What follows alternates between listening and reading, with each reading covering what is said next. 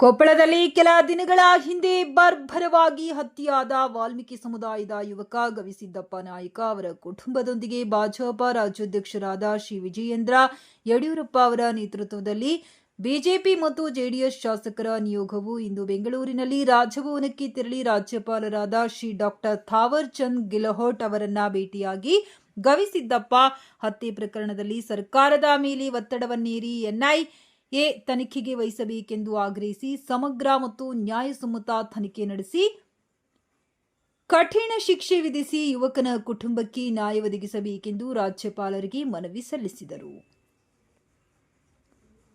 ಗವಿಸಿದ್ದಪ್ಪ ನಾಯ್ಕ ಅವರು ಮುಸ್ಲಿಂ ಯುವತಿಯನ್ನ ಪ್ರೀತಿಸಿದ್ದ ಕಾರಣಕ್ಕಾಗಿ ಮತಾಂಧ ಕ್ರೂರಿಯಿಂದ ಅಮಾನುಷ್ಯವಾಗಿ ಕೊಲೆಯಾಗಿರುವ ಪ್ರಕರಣದ ತನಿಖೆ ಪಾರದರ್ಶಕವಾಗಿ ನಡೆಯುತ್ತಿಲ್ಲ. ಇದಕ್ಕೆ ಪೂರಕವೆಂಬಂತೆ ಪೊಲೀಸ್ ತನಿಖೆ ಮಂದಗತಿಯಲ್ಲಿ ಸಾಗುತ್ತಿದ್ದು, ಕೊಲೆಗಡುಕನನ್ನ ಬಂಧಿಸುವಲ್ಲಿ ಉದ್ದೇಶಪೂರ್ವಕವಾಗಿ ವಿಳಂಬ ಮಾಡಿರುವುದು ತನಿಖೆಯನ್ನ ದುರ್ಬಲಗೊಳಿಸುವ ಉದ್ದೇಶದಿಂದ ಕೂಡಿದೆ ಎಂಬುದು ಸ್ಥಳೀಯರ ಬಲವಾದ ಶಂಕೆಯಾಗಿದ್ದು, ಈ ಹಿನ್ನೆಲೆಯಲ್ಲಿ ನಿಷ್ಪಕ್ಷಪಾತ ತನಿಖೆ ನಡೆಯಬೇಕಿದೆ. ಈ ಕೊಲೆಯ ಹಿಂದೆ ದೇಶ ವಿದ್ರೋಹಿ ಮನಸ್ಥಿತಿಯ ಜಾಲದ ಕೈವಾಡವಿರುವ ಅನುಮಾನವೂ ಇದೆ.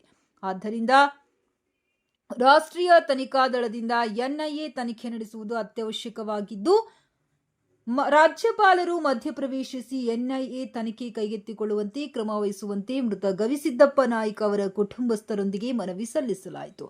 ಇದೇ ಸಂದರ್ಭದಲ್ಲಿ ವಿರೋಧ ಪಕ್ಷದ ನಾಯಕರಾದ ಆರ್ ಅಶೋಕ್, ಶಾಸಕರಾದ ಗಾಲಿ ಜನಾರ್ದನ ರೆಡ್ಡಿ, ಮಾಜಿ ಸಚಿವ ಬಿ ಶ್ರೀರಾಮುಲು, ವಿಧಾನ ಪರಿಷತ್ ಸದಸ್ಯರಾದ ಸಿಟಿ ರವಿ ಹಾಗೂ ಶ್ರೀಮತಿ ಹೇಮಾಲತಾ ನಾಯ್ಕ್, ಶಾಸಕರಾದ doctor C N Ashwath Narayan, S R Vishwanath, Doddanagouda, H Patil, Munirathna, B Suresh Gowda, Shailendra Beldale, ಮಾಜಿ ಸಚಿವರಾದ ಶಿವನಗೌಡ ನಾಯ್ಕ್, ಪಕ್ಷದ ರಾಜ್ಯ ಉಪಾಧ್ಯಕ್ಷರಾದ ರಾಜುಗೌಡ ನಾಯ್ಕ್, ಕಾರ್ಯದರ್ಶಿಗಳಾದ ಶರಣು ತಳ್ಳಿಕೇರಿ, ಕೊಪ್ಪಳ ಜಿಲ್ಲಾಧ್ಯಕ್ಷರಾದ ಬಸವರಾಜ್ ದಡೆಸೂಗೂರು, ಬಸವರಾಜ್ ಕ್ಯಾವಟರ್ ಹಾಗೂ ಪಕ್ಷದ ಪ್ರಮುಖರು ಉಪಸ್ಥಿತರಿದ್ದರು.